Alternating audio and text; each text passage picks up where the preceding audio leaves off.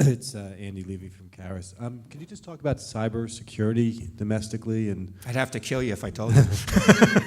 but we had a presentation at the Wall Street Utility Group a few weeks ago, and it was actually a good presentation. And just kind of where the plants are as far as upgrading for cybersecurity and what type of dollars are going to need to be spent. Yeah, I'm not sure I can tell you the dollars, but the NRC has basically defined by the end of this year 7 primary things they want done at the plants from a cybersecurity standpoint, and they're the basic things you could imagine. Now, let me mention.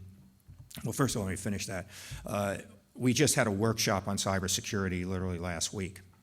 And every company was represented, and they were represented with a relatively large group of folks. There was, if I remember right, like 340 attendees. It wasn't a conference per se, it was a working conference on making sure we're making the progress we need to at our nuclear plants on cyber. And all the companies are on track to meet the NRC requirements by the end of the year. Okay? So I think that we have, because of NRC, we obviously have a security plan at every nuclear plant. We now have a cybersecurity plan at every nuclear plant too, because they required you to do cyber in its own plan to make sure that you were satisfying all of their requirements. So I think that our plants are moving in a very good direction for being protected. One of the things that, cyber is a problem when you have a lot of digital systems. We don't have that many digital systems for people to actually hurt us with. Some of what you've seen over the past years on 60 Minutes and other things about attacks on rotating equipment. Actually, the nuclear industry was the first industry made aware of the threat of cyber attacks on rotating equipment. And this goes back, if I remember right, about 4 years, almost 5 years ago, where Homeland Security came to us and said, we've determined this from Idaho National Lab studies, and 60 Minutes has done this thing a couple of times. And it was called Project Aurora. And it's an interesting insight on how things are.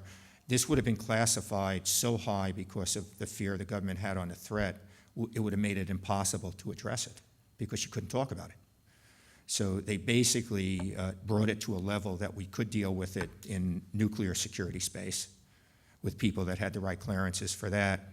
And it was actually our industry and then working with the electric industry who came on board that took actions to deal with Project Aurora, which was a threat to rotating equipment. If you didn't see this on TV or read about it, it would spin your equipment so fast it would destroy it. And Idaho National Labs had done a demonstration of how this would happen on a diesel generator, and it was a very impressive demonstration as you saw it start to vibrate, shake, and then basically destroy itself. So we at all of our plants have taken actions to make sure that could never happen. And across the rest of the critical infrastructure, I'm sure they are too, but I'm not privy to that information, but I'm sure they are. So I have no numbers on dollars, to be honest with you, on it. But what I can tell you, basically, because we had this meeting last week, is that everybody is on target to meet the NRC requirements on schedule, which is the end of this year.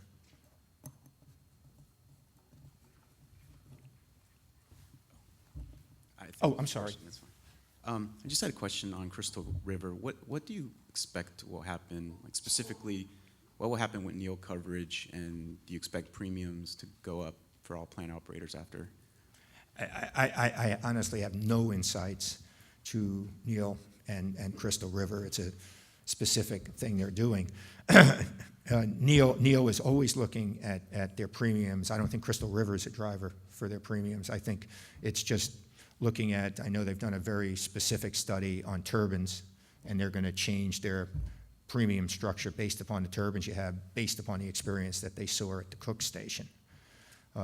So I think NEO is always looking at that, but I honestly have no insight and wouldn't on any specific claim that they have before them or how they're handling it. I'm sorry. Right. You mentioned 5 plants are currently being built, new nuclear plants, but they are all under regulatory umbrella. So do you see economically one can build on a merchant basis new nuclear plant? Do I see merchant plants being built? Not in a $2 gas market and a low demand market where electricity, is, I don't see how you build a merchant plant very easily. I also don't expect gas to stay at $2. I may not expect it to go to $14, but I don't expect it to stay at $2 for a long time. And I think one of the things the merchant markets are going to have to look at is what is getting built in their markets. Because the whole objective is to make sure that you have electricity to run your economy in that particular market and to deal with your residential customers. And the only thing you're going to be building is gas for a while. So I don't see that happening in merchant markets till we see a change, either in the way the market is structured or, to be honest, in the price of gas.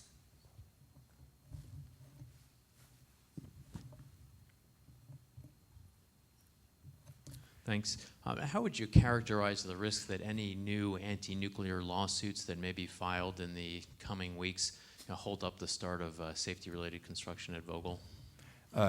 We know for a fact that there is going to be a lawsuit filed because they've announced they're going to file a lawsuit challenging the license for Vogtle.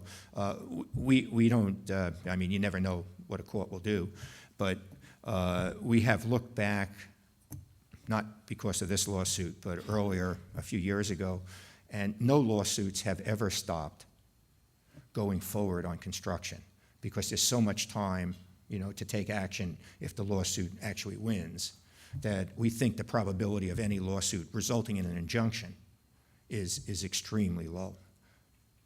I'd never say in our country zero, not in the legal side, but very low.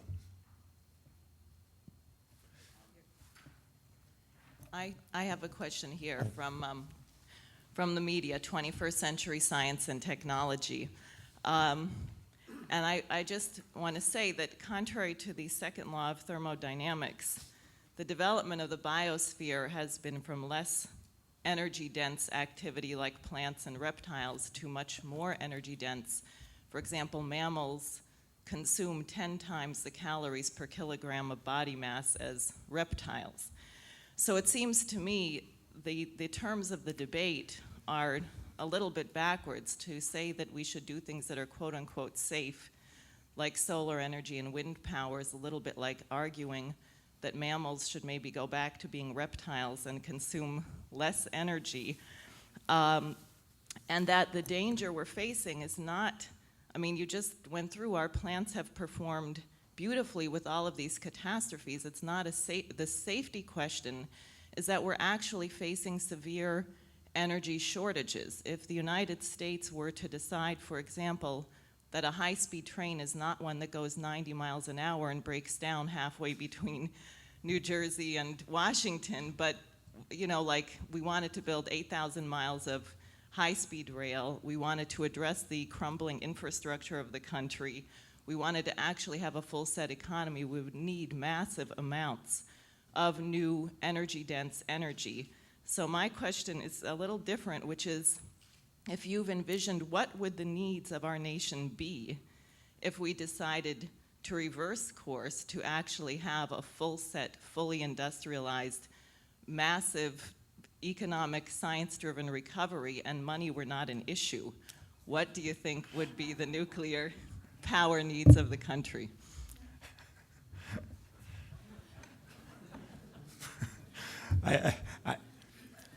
I probably could agree with almost everything you said there and still not be able to answer that question. We're always thinking about, right now nuclear is just under 20% of our electricity supply, but let me just put that in perspective because we do use a lot of electricity, and it's because it's such a lifeblood for the economy and quality of life. 800 billion kilowatt hours, which is what our nuclear program produces, is more electricity than all but 3 other countries in the world use in total. Okay, so our nuclear program could supply electricity to every country in the world except 3. We'd fall short in 3 countries. So it's a very large program now. We would never, to be honest, I would never, speak for myself maybe, I would never advocate that you only do nuclear. The same way I think it's foolish to only do gas. But I think we're thinking that nuclear should go from where it is, particularly if you want to have much more carbon-free and actually pollutant-free electricity. It should go from the 20% we have now to somewhere between 30 and 40%. So I don't know if that's a reasonable answer to your question. I do agree we got to rebuild infrastructure. This is not a nuclear thing in our country. And I honestly have felt for a long time, one of the problems is we as Americans just take electricity for granted. And I probably mentioned this in this meeting in years past, but when we've done focus groups, the two dominant sources of electricity are the switch and the outlet.